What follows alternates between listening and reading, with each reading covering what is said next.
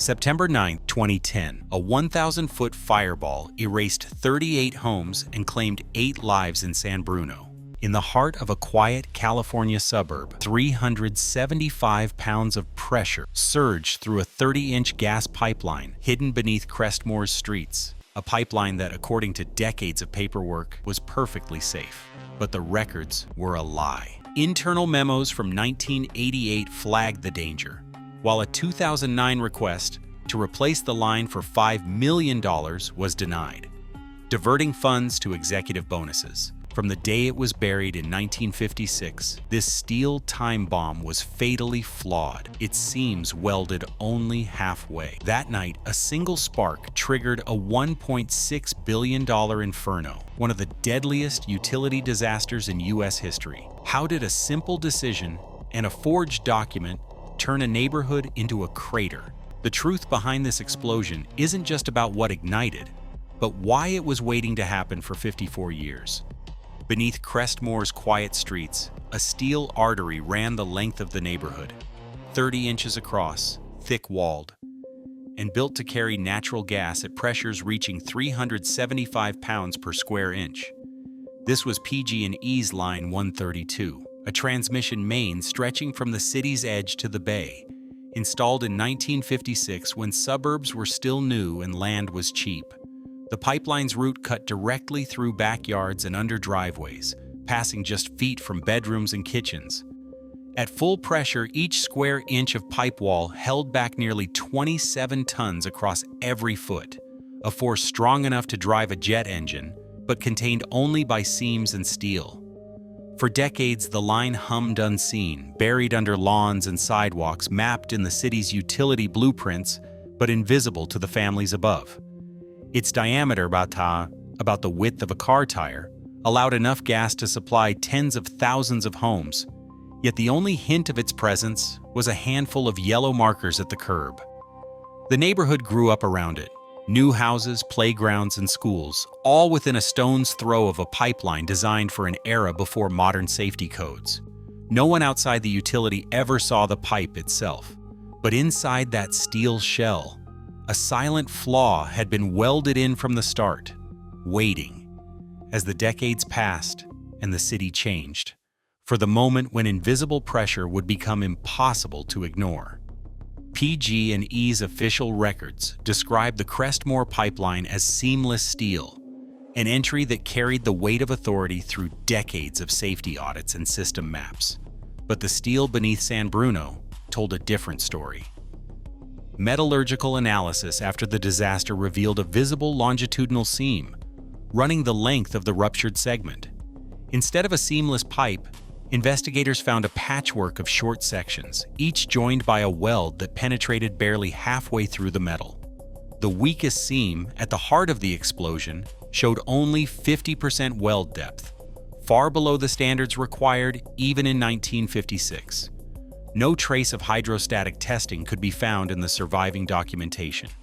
There were no mill certificates, no inspector's signature, no radiographic images, just a gap in the paperwork, covered over by a single, unchallenged word: seamless.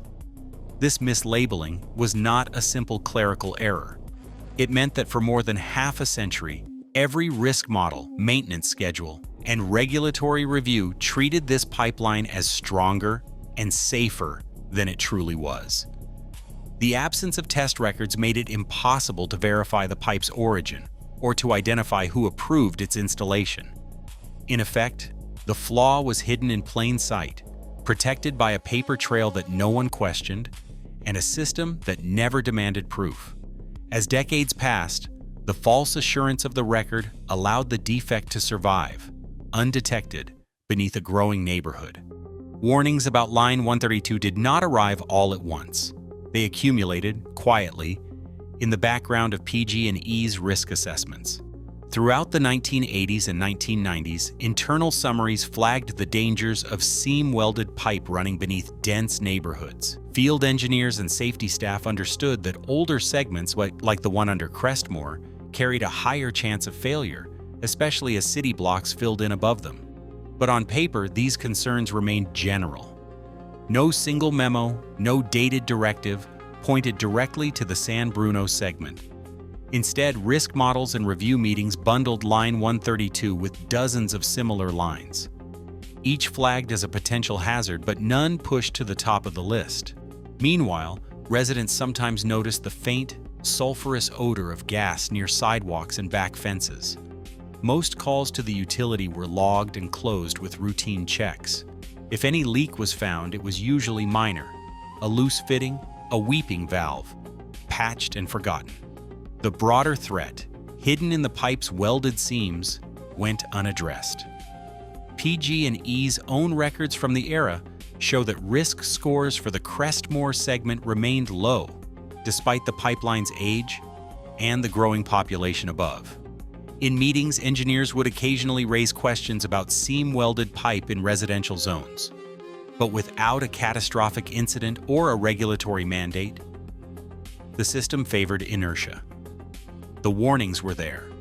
In the models, in the quiet persistence of gas odor complaints, in the unease of those who worked closest to the infrastructure. They simply never broke through the surface. In 2009, a $5 million budget request landed on the desks of PG&E's senior management. The proposal was straightforward: replace a segment of Line 132 that engineers had quietly flagged as a risk. On paper, the project was justified by age, weld uncertainty, and the growing population above the pipe. But when the capital plan was finalized, the replacement was cut. The money never reached San Bruno's soil.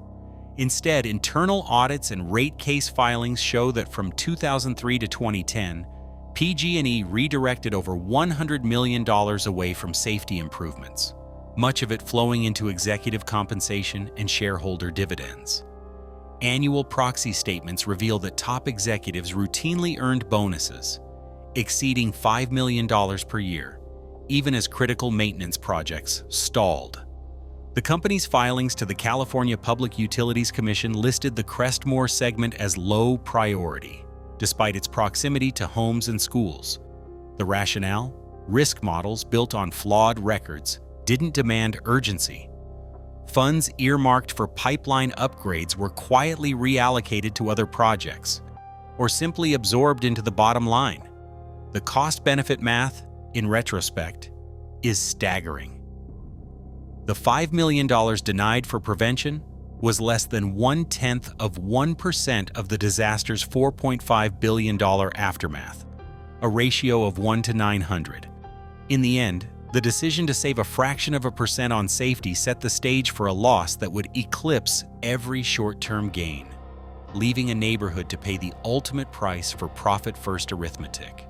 At 6:11 p.m. on September 9th, a seam deep beneath the Crestmore neighborhood finally gave way. In a single instant, Line 132 ruptured along its weakest weld, unleashing a torrent of high-pressure natural gas into the evening air. The escaping gas ignited almost immediately, sending a fireball more than 1,000 feet into the sky, 3 times the height of the Statue of Liberty. The explosion gouged a crater 167 feet long and 26 feet wide, obliterating everything in its path. Houses vanished, their foundations ripped bare. The blast wave shattered windows blocks away, while the roar of the fire could be heard for miles. Within minutes, 8 lives were lost, and dozens more were forever altered. Melted cars lined the street. The neighborhood, moments before filled with the routines of dinner and homework, was transformed into a disaster zone in the blink of an eye.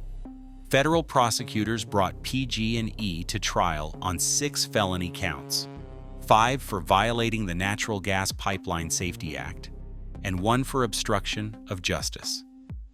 In court, evidence revealed a pattern of falsified records and misleading statements to investigators. The verdict? Guilty on all counts.